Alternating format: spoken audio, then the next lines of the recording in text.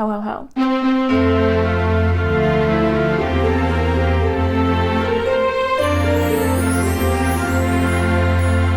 Merry Christmas, happy holidays, happy December 2nd, and welcome to your horror advent calendar. If you missed day one where we talked about Krampus, you can check that video out below, and I'll also be putting all of these horror advent videos in one big playlist so you can watch it all at once. Merry Christmas. But Krampus is the past. Today is day 2, so we're going to open up our advent calendar and see what our movie rec today is.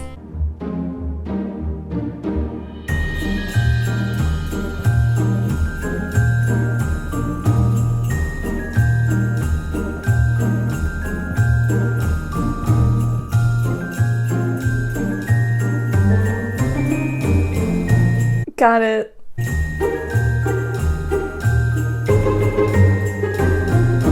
Okay, so day 2 is The Gift, and you're right, it's not really a Christmas movie at all, but there's a lot of gifts in this movie. Christmas is a gift-giving holiday, and when I was watching it, there is in fact like a 0.5 second shot of a Christmas tree, so Christmas movie.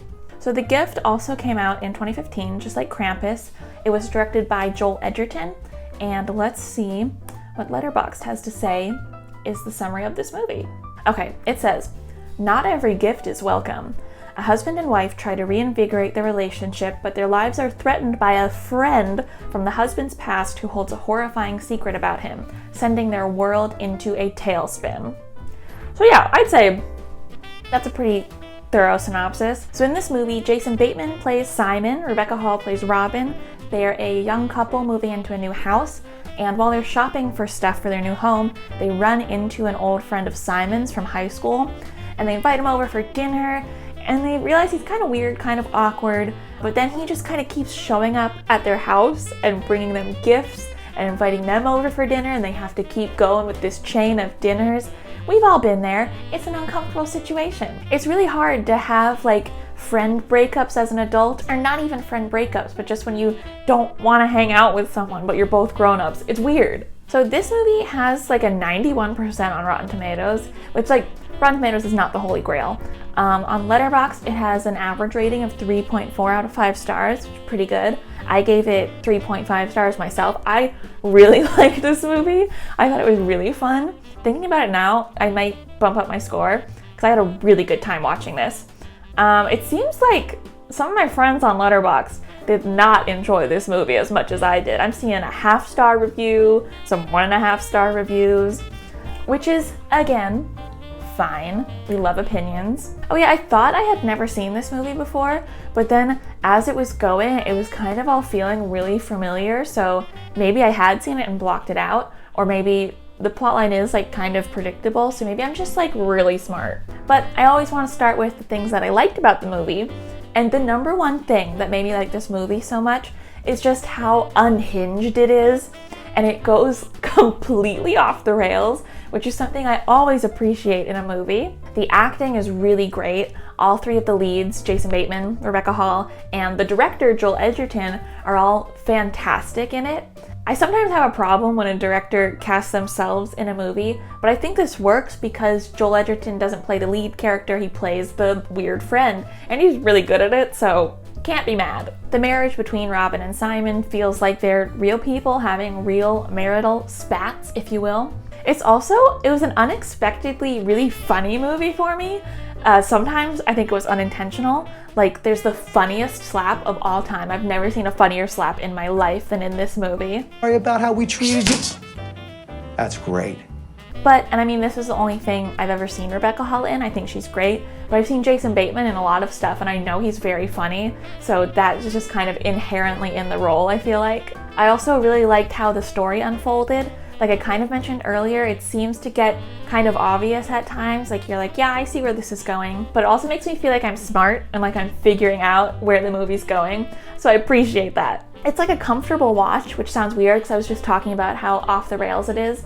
But it's in a way that's comfortable. You can follow the leaps of logic. And just the fact that it's a relatable scenario of just not wanting to hang out with someone dialed up to an 11 And I just think that's really fun, and I highly recommend checking this one out and going in as blind as possible. I'm trying not to spoil anything here because I just think it's a fun journey. So there were still things I didn't like about this movie. I really overall liked the character of Robin a lot. I thought she was really well-rounded and a compelling character.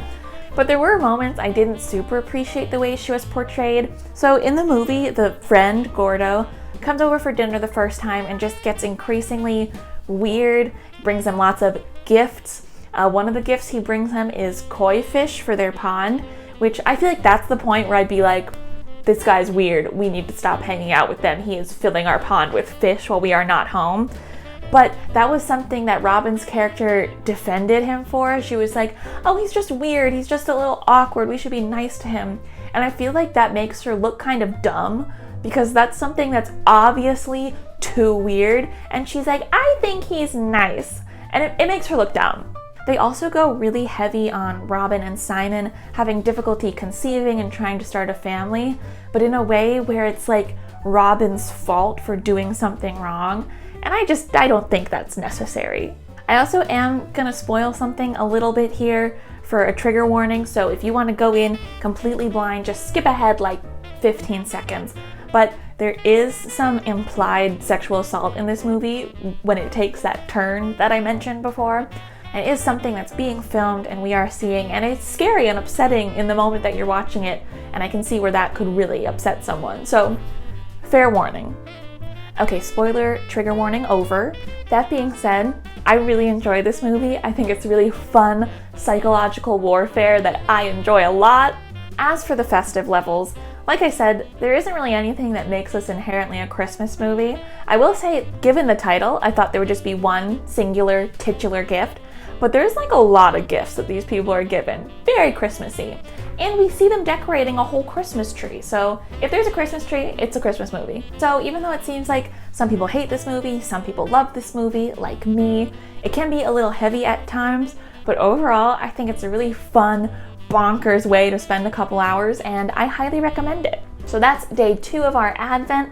Let me know if you do check it out. Let me know if I'm a sick individual for loving it, or if you like it as well. Merry Christmas, Happy Holidays. I will see you tomorrow for day 3.